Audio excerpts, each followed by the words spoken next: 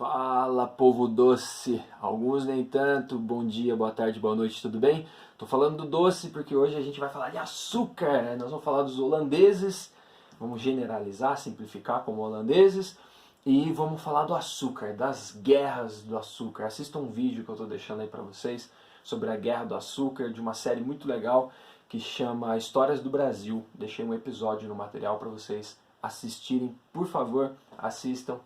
Acho que vocês vão gostar. Beleza? Hoje nós vamos para Brasil Colonial. Essa é a aula 8 do nosso rolê. O título dessa aula, Presença Holandesa e o Açúcar, né? A presença holandesa e o açúcar no Brasil colonial. Eu não vou nem tentar fazer um vídeo só. Já vou dividir, acho que já em duas partes o vídeo aqui, que fica mais fácil. 2 videozinhos de 18, 20 minutos aí, porque tem bastante coisa para falar. Eu não quero deixar de falar nada que eu acho que é importante sobre esse assunto, pra gente ficar ninja aí no rolê, tá bom?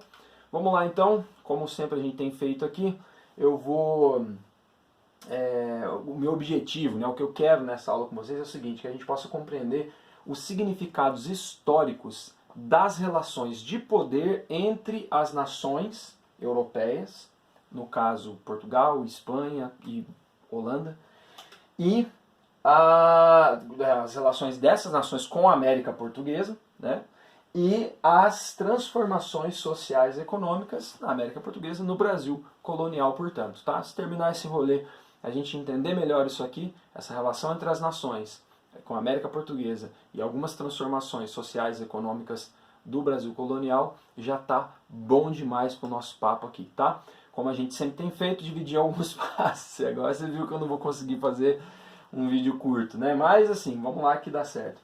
Para ficar mais didático, né? 7 passos aqui para a gente poder andar sobre a tal da presença holandesa. O Brasil foi invadido pelos holandeses. É hoje que a gente vai responder a pergunta: será que seria melhor se os holandeses tivessem colonizado o Brasil e não os porcos dos portugueses? A gente vai responder isso aí hoje, tá?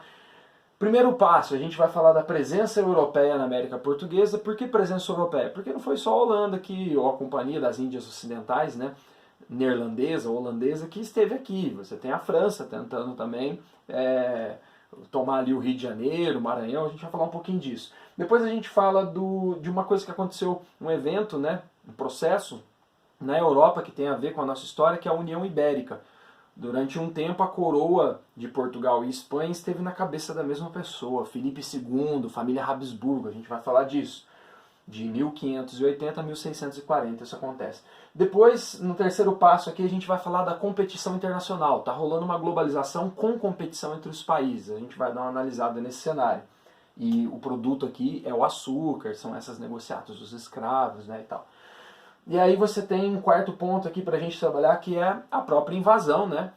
2 grandes invasões, uma tentativa em 1624 na Bahia, em Salvador. Depois os holandeses vêm para valer mesmo a partir de 1630 ali em Olinda, Recife, e aquele pedaço ali do Nordeste vai ser invadido e tomado pelos holandeses. A gente vai falar dessa conquista, invasão e conquista então do Nordeste. Olha que interessante aqui, né? Os holandeses estão invadindo, né? E os portugueses estão conquistando. Aquela perspectiva de quem está sendo invadido ou não está, né? A invasão é quando alguém pega o que é seu, né? A conquista é quando você fala que você invadiu alguma coisa, né? Legal isso. Depois a gente fala melhor. Invasão e conquista do Nordeste. Aqui eu juntei os 2 termos, né? Propositalmente. Vamos falar da administração holandesa. Será que foi diferente mesmo? Será que os caras eram iluminados? Será que tinha alguma coisa de boa, que foi bom nisso, né? O que tinha de diferente nessa administração portuguesa lá no Nordeste, né?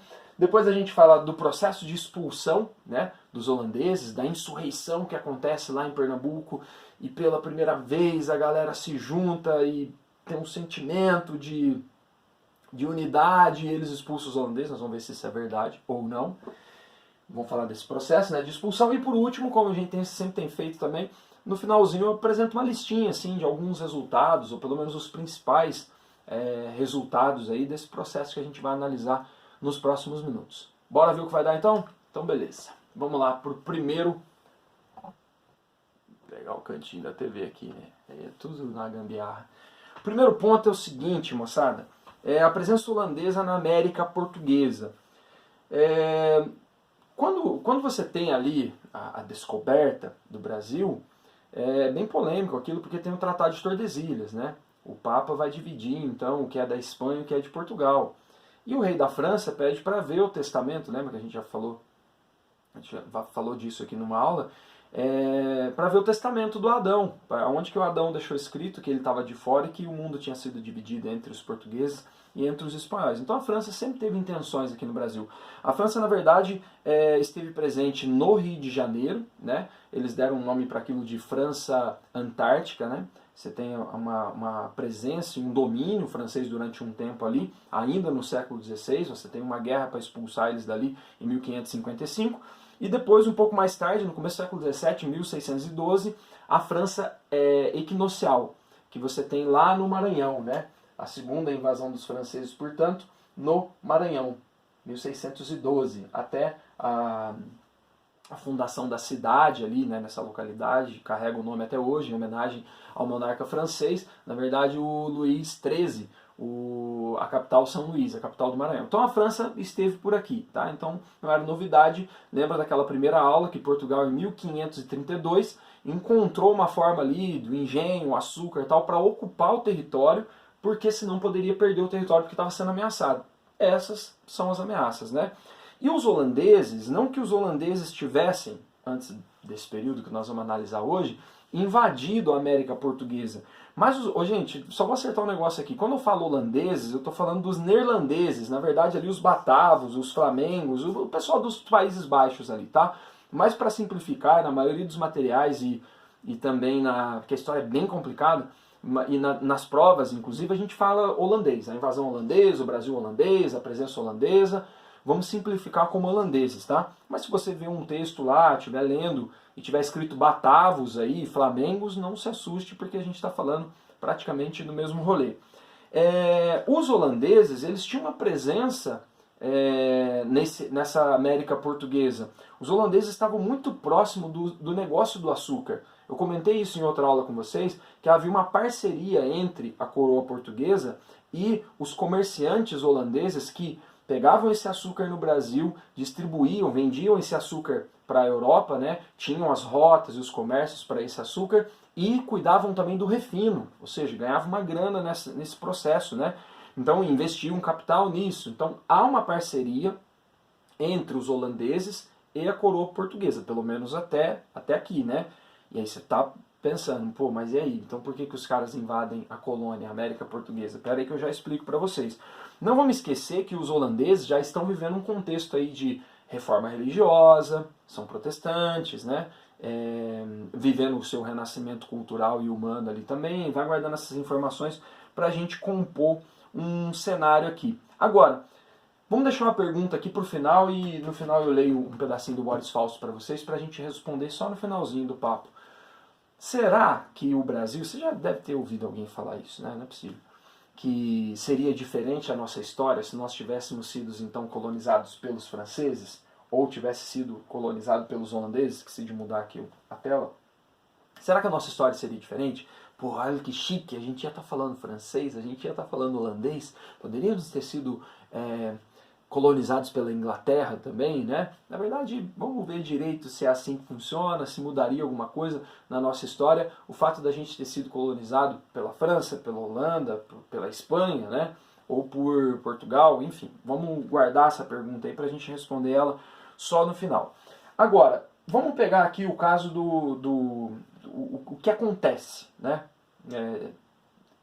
Os motivos da invasão. Por que vai invadir, então? Segundo passo aqui. Tá rolando um evento na Europa que é o seguinte. Esse rapazinho aqui, bem novinho, bonitinho, é o Dom Sebastião. Ele vai ser o último rei, o último monarca ali da dinastia de Avis. Lembra da Revolução de Avis, lá atrás, né? Tipo na segunda independência de Portugal, o João de Avis, proclamado rei e tal. É a família dele que está aqui. Só que esse rapaz ele é muito novo. Ele é meio apavorado, né? Muito querido em Portugal, pelo mito que se cria depois. A vida dele é muito curta, ó, 1554 a 1578. É o Dom Sebastião I, o último rei dessa dinastia. Ele morre em 1578, numa batalha no norte ali da África chamada Alcácer Quibir. E numa mentalidade cruzadista, sabe, de combater os mouros na região, de, né, expandir o cristianismo e tal, ele era um cruzadista, e ele se empolga com esse processo e vai para a batalha, e vai para a linha de frente, lá para o campo de batalha mesmo, e ele morre, cara. Na verdade, assim, a gente sabe que ele morre porque ele não voltou até hoje, mas não encontraram o corpo dele, né? E quando, imagina, esse cara, que doideira, esse cara na guerra, né, e pá, e tal, pô, você viu o rei? Não vi, cara, não tava com você, ninguém achou o rei. E aí volta essa galera para Portugal, super triste, porque não tinha dado tempo ali, não tinha um herdeiro, e o trono português estava naquela vacância, e guerras aconteciam por conta dessas situações, e um rei tão novo, tão promissor, tão querido, sumiu, cara. Sumiu no meio da batalha. Aliás, alguns desdobramentos, né? Primeiro que em Portugal uma galera fica fazendo vigília no porto, esperando para ver se um dia chega um navio com o Dom Sebastião. Tipo, ele não morreu nada. Tem uma galera que negava que ele tinha morrido, negava que a Terra era redonda, negava tudo. E aí a galera ficou no porto esperando para ver se um dia ele chegava. Daí que vem a expressão, ficou a ver navios, né? Ficou a esperar que nem bobo lá e não aconteceu nada. Depois a galera cansou e foi embora, né? Depois de uns 10 anos. E aí, a história dele é importante porque mais pra frente nós vamos ter algumas aulas que na história do Brasil eu vou falar do tal do sebastianismo. Aqui, na América Portuguesa, fica muito famosa essa história, esse mito que é criado em torno dele, de que ele foi, mas ele vai voltar. Um dia ele vai voltar para organizar as coisas, tal. E essa ideia do sebastianismo vai aparecer em movimentos como a Guerra de Canudos ou Contestado. Então guarda essa informação que lá na frente eu vou falar, lembra daquela história do Dom Sebastião e tal? Enfim, o fato é que ele morreu, né? Um tio dele, velho lá, um cara da igreja, um cardeal lá, não lembro o nome dele, fica no lugar dele ali. Tem uma guerra, porque assim, você tem vários candidatos ao trono, né? O Felipe II da Espanha é parente no rolê também, é neto de não sei quem também. E aí você tem ali uma guerra que acontece. Resumindo a história, a Espanha assume também, o Felipe II, Habsburgo, ele assume também o trono de Portugal. Lógico que com guerra e com apoio de uma parte da nobreza portuguesa, que se beneficia com alguns títulos e tal, mas o fato é o seguinte, as coroas foram unificadas. Portugal e Espanha agora tem um rei só, e esse rei é o Felipe II, que é esse do canto aqui, ó, da dinastia Habsburgo. Família super poderosa, forte pra caramba, envolvido em tudo quanto é treta que você possa imaginar na Europa. Na verdade, União Ibérica é um eufemismo aí, né? Porque Portugal foi puxado, né, para a coroa espanhola, né? E aí está sobre o comando do Filipe II da dinastia Habsburgo. Esse processo ele vai durar de 1580 a 1640, quando, né, em 1640 você tem uma guerra de restauração e um cara, um duque de Bragança chamado João, vai ser colocado no trono lá de novo, um trono só português, né, com uma nova família, uma nova dinastia. Esse Bragança, João de Bragança, é esse João mesmo aí, essa galera que você conhece aí da dinastia Bragança no Brasil. Só que esse foi proclamado lá o rei, ele foi o João IV. Aí o Dom João VI que vem é dessa mesma família, tá? O Dom Pedro II, só para você entender onde nós estamos. Bom, enfim. César, tudo bem, mas o que esse rolê tem a ver com o outro rolê? Aí acontece o seguinte, os holandeses, o pessoal ali dos Países Baixos, né, eles tiveram que fazer uma guerra, ficou conhecido como Guerra dos 80 Anos, né? Aconteceu uma guerra pela independência dos Países Baixos. E adivinha quem? Os Países Baixos faziam parte de qual império? Da Espanha, da família Habsburgo. Desse cara aí, do Filipe II, da família dele. Então, você tem uma questão religiosa ali também, porque a Espanha é católica, né? Esse Império Habsburgo é católico, uma família muito forte na Europa, e os Países Baixos passaram pela Reforma Protestante, e são protestantes. Durante 80 anos eles lutaram pela sua independência. Ou seja, Holanda e Espanha são inimigos, se odeiam, tem uma competição política, religiosa, econômica, militar entre eles. E agora, o que nós chamamos de Brasil, Brasil colonial, está na mão da Espanha. E aquela parceria dos holandeses, como é que vai ficar nessa história, né? Então você tem aí essa história da União Ibérica, né? Ela ajuda a explicar o conflito que vai rolar aqui entre os holandeses, que eram parceiros dos portugueses, da coroa portuguesa e tal, mas agora a Espanha vai querer peidar na farofa dos caras. Beleza? Terceiro ponto é o seguinte, só um detalhe aqui, voltando no segundo, não vai para o terceiro ainda não. O que acontece é que quando a Espanha pega o Império Português e fica junto com a coroa espanhola, a Espanha começa a dar muito mais importância para esse território brasileiro aqui, começa a falar, pô, o que dá para ganhar ali? Território brasileiro eu falei errado, porque não tem Brasil nessa época, né? Mas assim, para a colônia ali, América Portuguesa, que agora está na mão da Espanha, como é que dá para ganhar dinheiro ali? Como é que dá para fazer acontecer a economia e a exploração desses lugares, né? Uma coisa que é interessante a gente pensar, já vamos para o terceiro ponto, é o cenário de competição internacional, assim, você tem os holandeses preocupados com o negócio do açúcar. Era fundamental para a economia holandesa o negócio do açúcar no Nordeste aqui do Brasil. Só que agora a Espanha vai embargar esse negócio. A Espanha vai proibir que os holandeses possam pegar algum produto ali. Isso não vai acontecer. Os holandeses estão proibidos de ir no Nordeste brasileiro para esse negócio do açúcar. E eles estão tentando arrumar um jeito de resolver isso. A solução vai ser a invasão. E aí o que acontece? No cenário da competição internacional, a gente fala que nessa época das navegações já acontece aí uma divisão internacional do trabalho, né? Assim, os lugares já têm as suas funções e tal. A Europa tá com o comércio, a América aqui portuguesa está com a produção. Há uma disputa por esse comércio do açúcar, por essas rotas, pelo comércio na Europa, pela mão de obra escrava. Então, esses países eles estão numa competição internacional. Isso aí não é novidade, né? O açúcar é o grande produto, a Espanha põe o embargo. Em 1621, os holandeses criam essa companhia, que é a Companhia das Índias Ocidentais. Na verdade, quem vai invadir o Brasil é praticamente essa companhia, a gente fala os holandeses, mas é uma companhia, uma empresa que vai invadir o Brasil. E aí você tem um plano, então, ou seja, você tem uma empresa que é criada, lógico, com uma parceria com o governo holandês, né, dos Países Baixos ali, mas a ideia é a seguinte, ó, é preciso invadir o Brasil, invadir a América colonial aqui portuguesa, né, agora na mão da Espanha, é preciso invadir então para tomar conta do negócio do açúcar. É por isso que vai acontecer a invasão. Né? A invasão é pelo açúcar, é pelo negócio do açúcar. E uma questão bastante interessante nesse terceiro passo aqui é a questão do Tratado de Tordesilhas. Por quê? Estava dividida a América aqui entre a América Espanhola e a América Portuguesa. Só que de 1580 a 1640 a coroa é uma só. Então esse tratado ele meio que perde o sentido.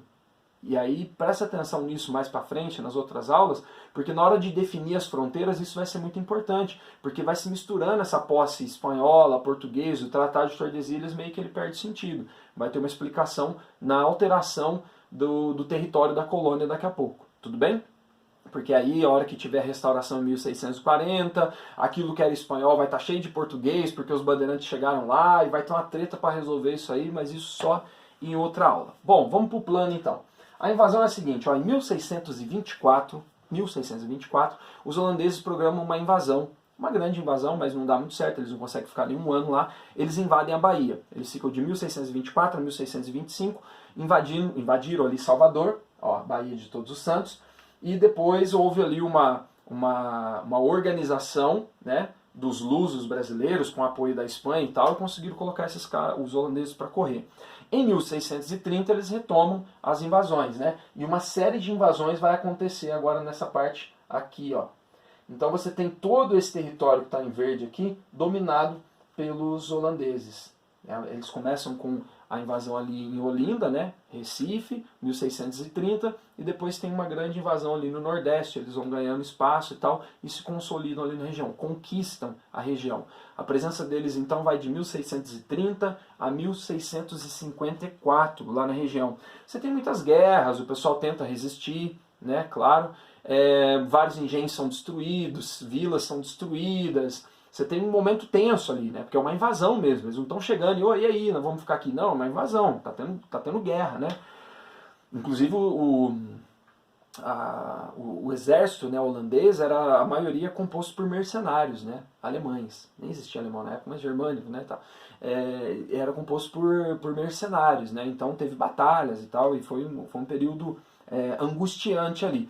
E não só isso, mas os holandeses, olha como é que o negócio é o açúcar. Porque ao mesmo tempo que eles invadem o Nordeste brasileiro, eles também invadem a região ali de Angola, porque era de onde vinha a maior parte da mão de obra para o Nordeste brasileiro, africanos, né, escravizados. Então eles querem controlar também a mão de obra do açúcar. Eles estão tentando controlar todo o negócio. Eles já têm o comércio da Europa. Agora eles invadem o Nordeste e cuidam da produção. E aí eles vão invadir Angola e tomar conta da mão de obra também. Eles estão, em um lugar pequeno, hein? Eles estão tentando pegar tudo, né? Pegar todo o negócio do açúcar para eles, ou dominar boa parte disso. Presta atenção nessa questão da invasão lá da Angola, porque como eles começam a controlar e mandar todo o fluxo de escravos africanos agora aqui para essa região do Nordeste, lá embaixo, da Bahia para baixo, vai começar a faltar mão de obra de escravos africanos. E aí a solução para isso é os indígenas. E aí os bandeirantes vão começar a caçar índio para começar a vender eles como escravos para as regiões que estão com carência dessa mão de obra. Coitados, cara, faltou mão de obra para eles, né? Tudo bem? Deixa eu ver se tem mais alguma coisa. Bom, a invasão então é pelo controle, tá? É pelo controle do negócio do açúcar. Eu vou dar um corte aqui, fazer uma pausa e venho com a segunda parte do vídeo aí para a gente falar da administração dos holandeses no Brasil.